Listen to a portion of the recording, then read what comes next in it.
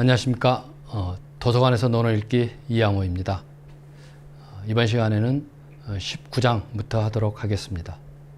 자, 먼저 제가 읽겠습니다. 자왈 아비 생이지지자 호고 민이 구지자야. 자, 공자가 얘기를 합니다. 아비, 나는 다음과 같은 사람이 아니다. 생이지지자가 아니다 라고 말을 하고 있죠. 생이지지는 나면서부터 안 살아. 그때 이 안다라고 하는 것에 이제 목적어가 있겠죠. 물론 훨씬 더 일반적인 것들이긴 하겠지만 가장 1차적인 것은 도를 가리키는 거죠. 자, 앞에서 제가 이 목적어가 생략되어 있으면 대체적으로 도를 가리키는 거다라고 말씀을 이렇게 드렸었는데, 여기서도 이제 그런 것들을 확인할 수가 있습니다. 나는 그러니까 태어나면서부터 도를 알았던 그런 사람이 아니다. 그러니까 올바른 법도를 알았던 사람이 아니다라고 하는 거죠. 그러면 뭔가 그 다음에 나오죠. 호고 민이 구지자야. 호고, 옛 것을 좋아해서. 민, 이 민은 우리가 현대로는 이제 두 가지 생각을 하셔야 될 것 같습니다. 민첩하다와 명민하다인데요. 그러니까 민첩하다 하면은 이게 빠르다라는 의미만 우리가 좀 이렇게 생각하지 않습니까? 그런데 부지런하게 빠르게 할 뿐만 아니라 명민하게, 그러니까 그 제대로 올바르게 밝게 뭐 이런 의미가 같이 들어가 있는 거죠. 그래서 호고, 옛 것을 좋아하고 또 민, 아주 이렇게 명민하게 또 부지런히 굳이 그것을 추구하는 그런 사람이다. 그래서 호고 민이 구지자야. 이게 이제 공자가 당신을 이렇게 표현한 말이다 라고 할 수가 있을 것 같습니다. 예, 지금 호고라든가 이것과 이제 관련해서 앞에서도 한번 이렇게 봤던 적이 있는데요. 유정편에 있는 온고지신이 그것에 해당된다고 볼 수가 있겠죠. 그 온고이 지신 가히 위사의, 이게 같은 말일 수가 있겠는데요. 그러니까 옛 것을 땄듯이 하고, 땄듯이 해서 새 것을 안다, 또는 옛 것을 땄듯이 해서 새롭게 알아낸다. 그러면 스승이다라고 할 수가 있겠다라고 하는 구절이 있었죠. 그래서 늘 공자는 옛 것과 어떤 관련성을 갖고 있죠. 그래서 이 19장에서도 마찬가지인 겁니다. 그러니까 호고, 옛 것을 좋아하죠. 그래서 그렇지만 그 옛 것 그 자체에서 끝나는 것들이 아니라 그것을 잘 안고 그것을 잘 곱씹고 해서 새롭게 그 의미를 밝혀내고 그거를 표현해내는 그러한 사람이다 라고 하는 것들을 알 수가 있을 것 같습니다. 그리고 이 생이지지와 관련해서는 계시편에 조금 다른 조금 더 자세한 것들이 있는데요. 그 부분을 제가 읽어드리도록 하겠습니다. 이 계시편의 9장에 보면 이런 글귀가 있습니다. 공자왈 생이지지자 상야 학이지지자 차야 곤이학지 우기차야 곤이불학 민사위하의. 공자가 이런 말하죠. 생이지자가 최상이다. 나면서부터 아는 사람, 뭐 최상이겠죠. 학이지지자, 배워서야 아는 사람, 그것은 그 다음이다. 그리고 곤이학지, 곤은 지금 배우는데도 잘 이렇게 그 배움에 잘 들어가지 않는 사람, 이게 이제 곤입니다.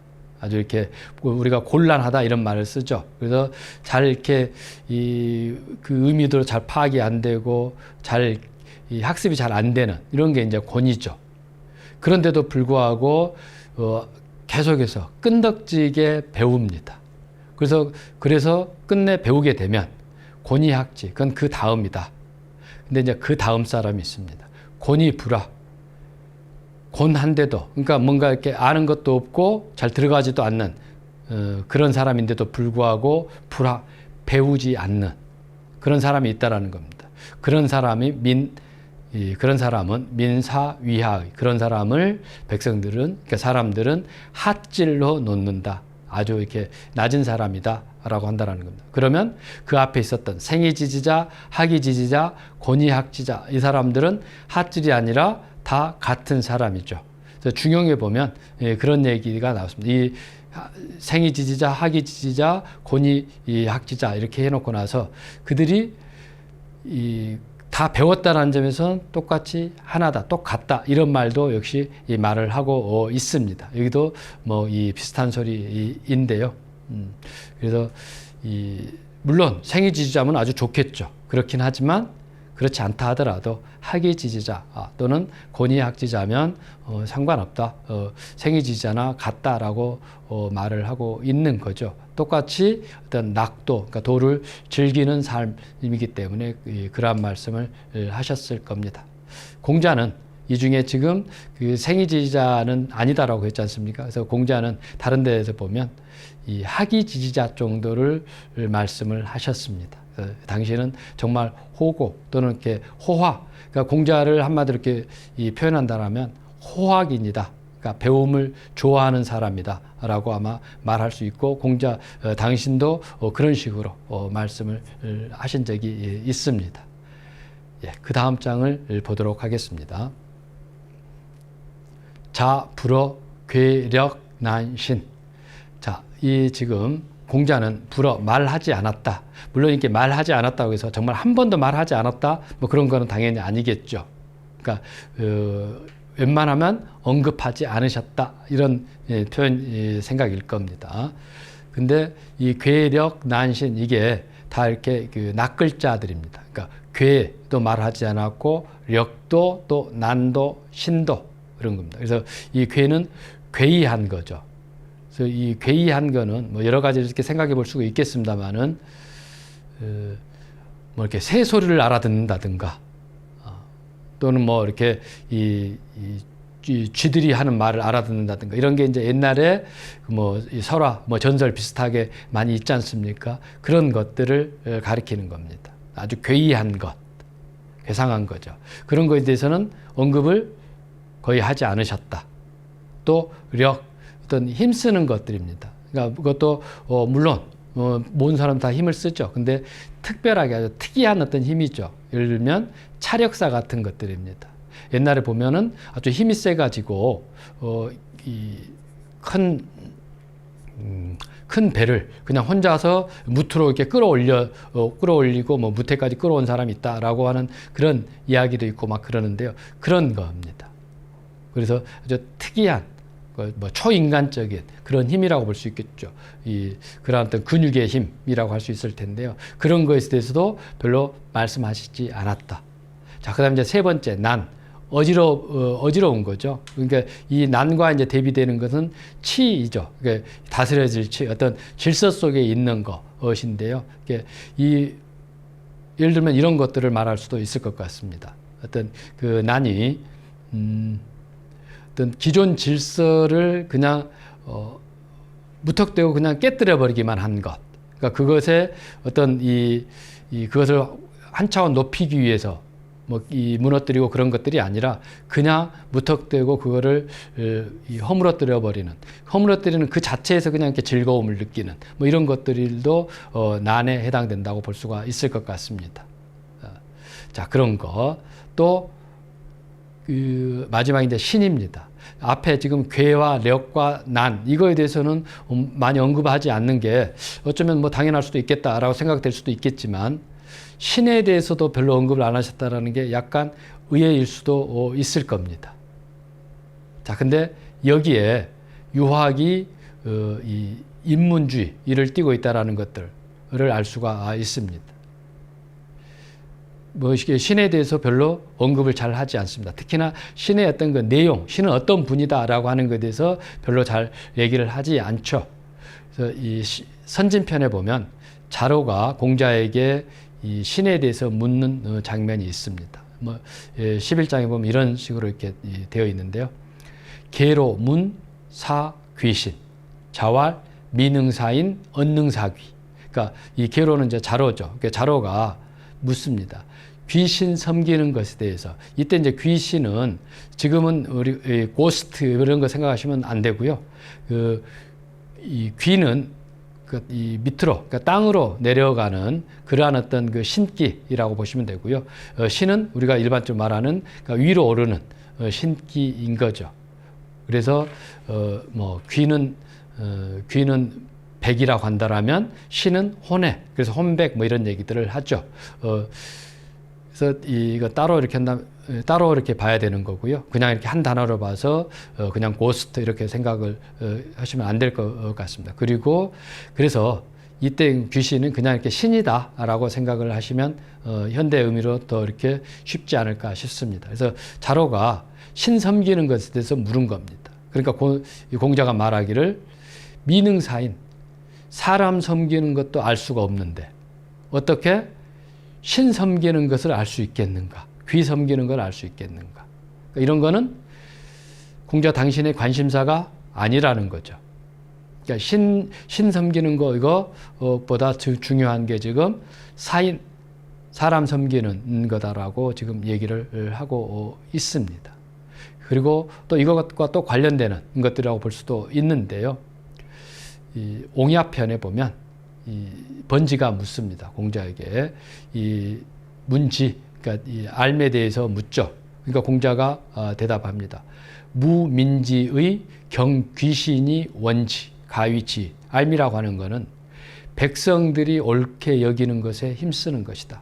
백성들이 의롭다고 여기는 것, 그것에 힘쓰는 것, 그게 알미라는 겁니다. 또 그리고 그 다음에 거기 덧붙이시죠. 경귀신이 마찬가지죠. 그러니까 경신입니다. 그러니까 신을 공경하되 원지, 멀리하는 것, 이게 지혜라는 겁니다. 자, 그래서 신을 공경하지 않고 그냥 멀리만 하면 어떤 그 인간의 오만이 많이 드러나겠죠. 현대 문명에서 볼 수 있는 것들이라고 또 볼 수가 있을 것 같습니다. 근데 반대로 경신에 너무 빠져 있으면 그러면 이 어떤 신비주의적인 것들이라든가 또는 사이비에 빠질 가능성이 많이 있겠죠. 그래서 무슨 점을 치고 타로점을 치고 뭘 점을 치고 뭐 별점 치고 별 것들을 다 하겠죠. 그러나 공자는 그런 것들에 대해서 신을 공경하되 멀리하라라고 하고 있습니다. 자, 이렇게 함으로써 어떤 인간을 넘어서는 어떤 신성함, 뭐 거룩함, 뭐 그런 가치 이런 것들이 있다라는 것을 한편으로는 인정을 하라는 거죠. 그게 이제 경신이죠. 그렇지만 그런 것에 너무 푹 빠지지 말고 인간의 이성과 감성을 활용해서 살아야 된다라고 하는 거죠. 그게 원지일 겁니다. 자, 이런 분이셨기 때문에 자, 바로 이런 점 때문에 유학이 인문주의다라고 얘기를 하고 있습니다. 그리고 이러한 이 인문주의는 서양에서 말하는 소위 인문주의하고는 조금 결을 달리한다고 볼 수가 있겠죠. 서양의 인문주의는 기본적으로 신본주의에 대한 이 반대로서 이렇게 나온 것들이죠. 그러니까 이 신에 대한 대비, 반대의 측면이 굉장히 강화되어 있습니다. 그런데 이 유학에서 말하는 인문주의는 그것에 대해서 반대하는 것은 아니죠. 신성함, 거룩함, 뭐 종교성 이런 것들을 배제하는 게 아닙니다. 그렇다고 해서 거기에 푹 빠지는 것도 아닌 이게 바로 이제 중용이라고 볼 수가 있겠죠. 중도를 걷는 거죠. 그래서 앞 시간에 제가 논어에 보면은 중용이라는 그 단어는 딱 한 번밖에 안 나오지만 이 공자의 말 속에서 중용의 태도를 알려주는 것들은 여러 번 많이 나온다고 그랬죠. 여기도 그 중에 하나다라고 할 수가 있을 것 같습니다. 자, 그래서 공자가 괴력, 난 뿐만이 아니라 신에 대해서도 별로 언급을 안 하셨다라고 하는 것들을 알 수가 있을 것 같습니다. 예, 그 다음을 또 보도록 하겠습니다. 자왈 삼인행 필유아사언 택기선자의 종지 기불선자의 계지. 공자가 말합니다. 삼인행 세 사람이 길을 가고 있습니다. 그러면 필유아사언 반드시 거기에는 내 스승이 있다. 그래서 택기선자 그 중에 아주 잘하는 사람이 있으면 그 사람을 잘 골라가지고 그 사람의 삶을 따르느라. 그게 이제 종지죠. 그러면은 따르는 게 스승이지 않겠습니까? 또 그럼 세 명이 가는데 세 명이 다 문제 있는 인간일 수 있을 겁니다. 기불선자 그 불선한 것을 보거든 계지 고치어라. 근데 고쳐라 해서 이제 우리가 주목해야 되는 게 그럼 뭘 고치냐입니다. 두 가지겠죠. 그 불선한 점을 내 행동, 내 삶에서도 보고서 내 삶을 고치는 것. 이게 첫 번째입니다. 이게 우선입니다. 그리고 내 삶뿐만이 아니라 다른 사람도 그 불선함을 고치게끔 제도를 바꾼다든가 교육을 시킨다든가 이런 것도 있겠죠. 그 둘 다를 공자는 생각을 합니다. 결코 내 자신만 고친다 이렇게 생각하지 않습니다. 그렇기 때문에 공자가 그렇게 정치를 하고 싶어 했습니다.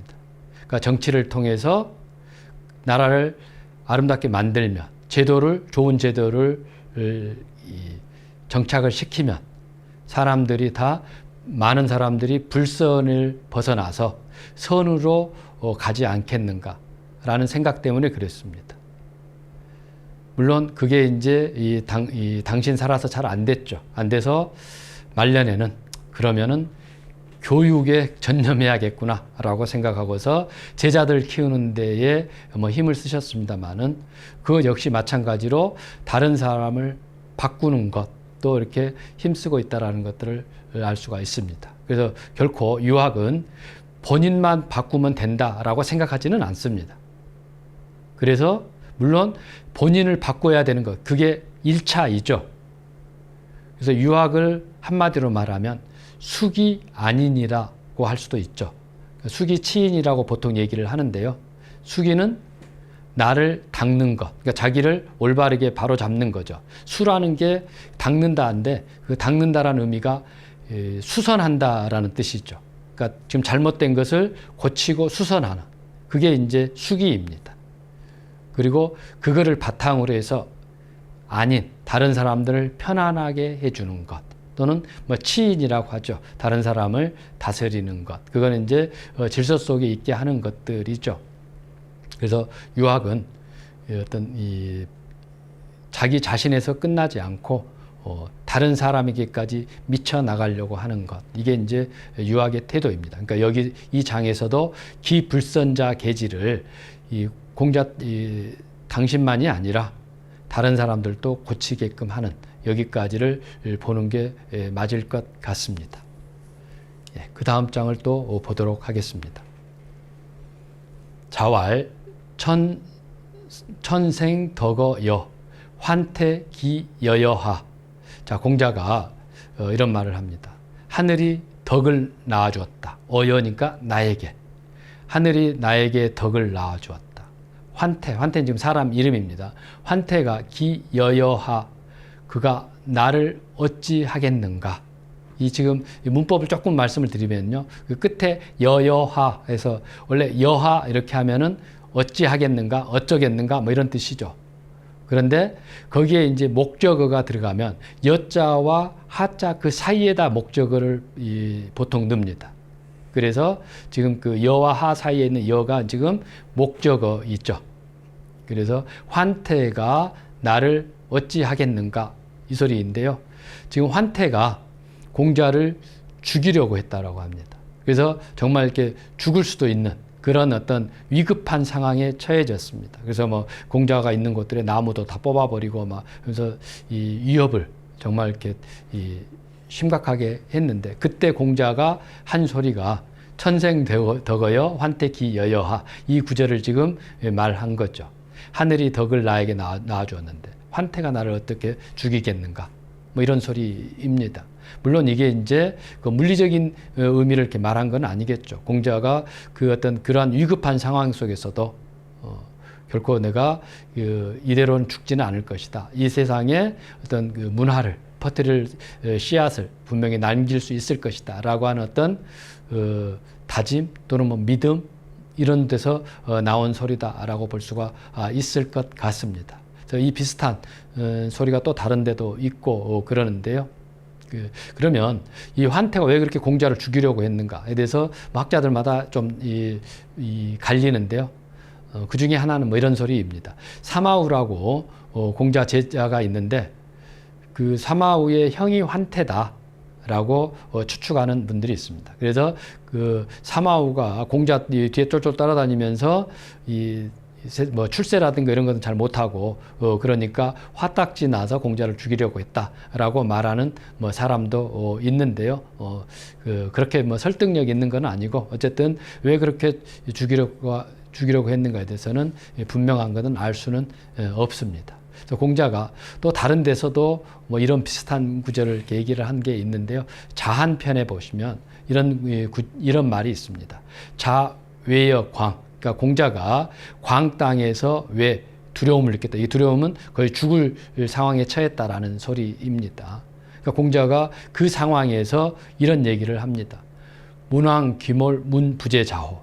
문왕이 이미 죽었다. 이 문왕은 이 유학에서 늘 말하는 문무주공할 때 그 문왕입니다. 그러니까 이 문왕이 이미 죽었다. 문부재자호. 그런데 문은 문화죠. 그러니까 문화와 문명은 바로 여기에 있지 아니한가. 그래서 문왕이 이미 죽었으니까 그 문화와 문명을 담보하고 있는 그 사람이 다른 데서는 찾아볼 수가 없고 공자 당신이다라고 하는 어떤 자부심 또는 어떤 이 사명감의 소리입니다. 죽을 지금 상황에서 하는 소리입니다. 곧 어쩌면 죽을 수도 있는 그런 자리 그 속에서 문명이 지금 다른 사람들 속에서 잘 밝혀져 있지 않다. 문화가. 그런데 나에게 지금 다행히도 나에게 그 문화가 들어와 있다. 그러면서 얘기를 하죠. 천지장상 사무냐. 하늘이 이 문화를 없애려고 한다라면 후사자 부득여 사무냐. 나중에 죽을 사람. 이 나중에 죽을 사람 갖고 공자 자신이다라고 표현하기도 하고 생각하기도 하고 또는 그 공자의 어떤 후배들 그러니까 그 후대 사람들을 가리킨다라고 하기도 합니다만 어쨌든 문왕 뒷사람인 거죠. 그 후사자 나중에 죽은 그 문왕의 뒤에 있는 그런 사람들이 이 문화에 참여하지 못했을 것이다. 그 문화를 받지 못했을 것이다 라고 하죠. 근데 하늘이 이 문화를 없애려고 하지 않았기 때문에 나에게까지도 그 문화가 전달되었다. 그리고 내가 또 그 문화를 후대에 전달을 해야 되는데 지금 이 광땅 사람들이 나를 죽일 수 있겠느냐 이런 어떤 그 사명감에서 나온 소리들을 하죠. 그러면서 이런 그 뒷부분이 이렇게 나옵니다. 천지 미상 사무냐. 하늘이 이 문화를 없애려고 하지 않는다라면 광인 기여여하. 광 땅의 사람들이 나를 어찌할 수 있겠는가. 이런 이 구절이 있는데요. 그래서 이 공자 당신이 이 문화를 간직하고 그거를 이 제자들을 통해서 전파해야 된다. 후대까지 이렇게 남겨줘야 된다라는 것에 대해서 굉장한 어떤 사명감을 갖고 있었다라는 것을 이런 데서 알 수가 있습니다. 그러니까 어떤 죽음의 상황에 직면해서 내가 할 일이 아직 남아 있는데 이렇게 그냥 죽지는 않겠지라고 하는 이런 어떤 이 마음에서 나온 소리다라고 보시면 될 것 같습니다. 이 시간은 또 여기서 마치도록 하겠습니다. 감사합니다.